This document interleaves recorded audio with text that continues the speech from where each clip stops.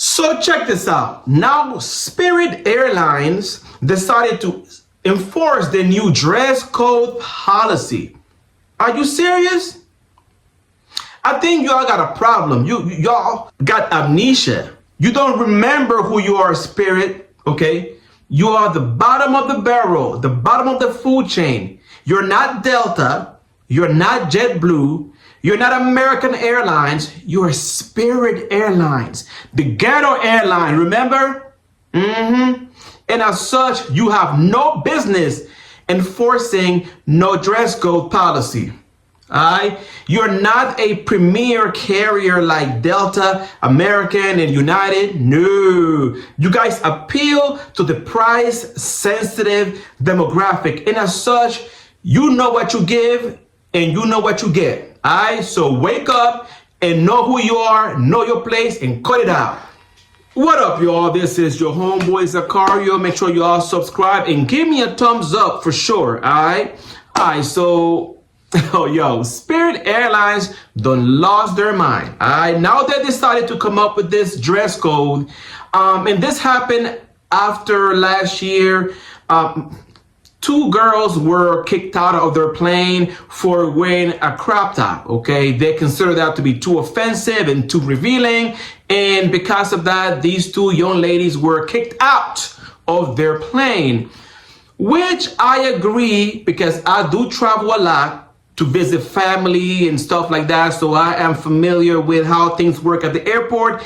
And baby, when I'm telling you, I go to that airport and I see all kinds of crazy things from both men and women. Women, you know, with their buttocks showing, you know, their breasts out. You see men with sagging pants and all kinds of stuff that should not be happening when you are in a public environment such as an airport. Okay, you gotta consider that you're not only dressing for yourself, you're not in your living room, you're in a public space. Especially when you're traveling inside of an airplane, you are in a little tube, 20,000 feet in the air, and as such, you should consider that before leaving your house. Shower, for the love of God, okay? Be presentable before leaving your house. So I can understand why Spirit will enforce a new dress code policy to address those issues.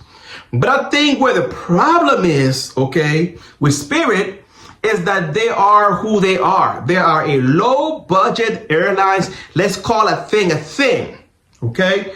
You guys' whole business model, okay, is basically built to appeal to the price sensitive demographic, okay? AKA the ghetto people. Let's just call a thing, okay? 80% of the people who fly Spirit are just ghetto and penny pinching people. I'm not being bougie, I'm just being honest. So you guys appeal to the low budget audience, people that, you know, are ghetto, hood. And then you're asking them to behave and to have class when you don't have class, Spirit, okay? You're classless, you're service is horrible. You have horrible service, you know, horrible. Your whole product is horrible. And because of that, you have no business demanding class from your passengers when you don't have any class yourself. Hallelujah. The church is in session, okay? The nerves, Spirit, to demand class from your passengers when you don't have class yourself. Alright, so that's the problem. I do agree that you need to be presentable when you leave your house, especially when you are at the airport. Okay, and consider that you are around other people, and as such, you have to be respectful of yourself, first of all, and of other people that are around you as well. Because, baby, I can write a book about what I've seen at the airport. Women with bonnets, pajamas, both men and women going to the airport in pajamas. Yo, if you're going to the airport in pajamas, that would suggest to me that either one, you just got out of your bed, you haven't showered, you haven't washed your ass with your nasty ass, and have the nerve to go into a tight public space without washing your ass? Come on, bruh. Come on, sis. Knock it out. All right? Cheech. So you're not bougie. Stop trying to be bougie, Spirit. You're ghetto. All right? So that's my problem. Yes, we should all dress appropriately, but know who you are, Spirit. Now, when it comes to the service, it's horrible. And my thing also is, for the people who fly Spirit, I've never flown Spirit a day in my life, okay? It's not worth it. It's not worth it, guys. First of all, people don't think before they get into these planes. I value my life. I love my life, and I want to be alive for as long as I can, okay? And because I love my life, I wouldn't risk my life jumping into one of these planes. Let me explain. People don't think. If you're flying from LA to New York for $50 one way, that should tell you something. If it looks too good to be true, if it sounds too good to be true, then 9 out of 10 times it is. If they're offering a fare that is that low, you have to think of the fact that they may be compromising on the maintenance on that of that plane. They may not be using the appropriate parts to fix and maintain that plane. You have to think about these things. I've seen videos where, the maintenance crew is duct taping the tape minutes before takeoff. And I'm like, are you serious? And that doesn't raise a red flag to y'all? Y'all think that's cool? To save a few bucks, you're willing to risk your life? What? No. So if they're offering those low fares, it's for a reason. You know what I'm saying? It's not worth it. My airline of preference is Delta, okay?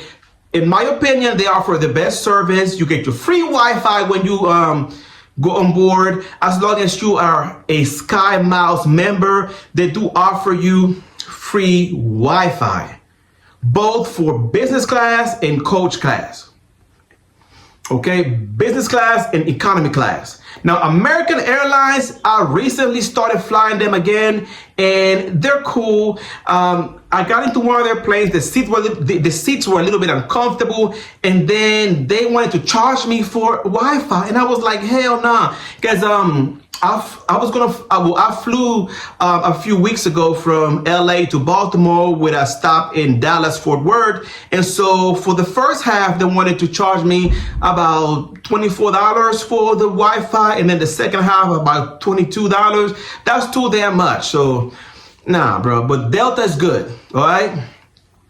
But, even though Spirit may seem cheap, when you start adding all the fees, the fee to check a carry-on bag, check a bag, a regular bag, fee to print your ticket, fee to select your seat, all these things add up.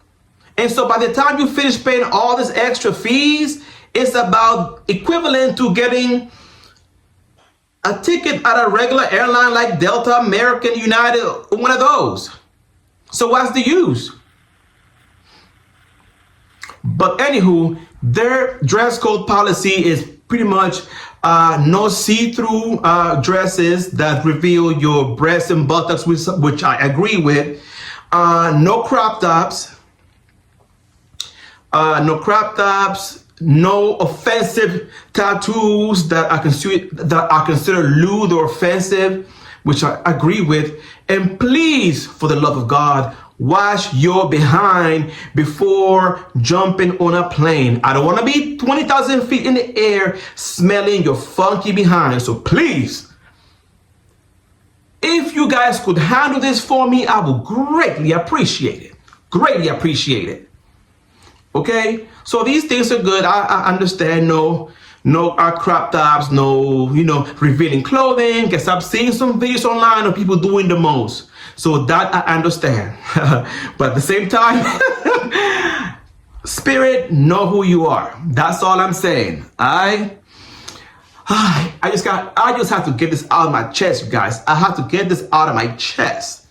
I appreciate y'all rocking with your boy Zakario. I love y'all from the Moon Bag. You know how we do here. Make sure y'all subscribe. Give me a thumbs up, comment, and until we meet again, love, peace, and many, many blessings.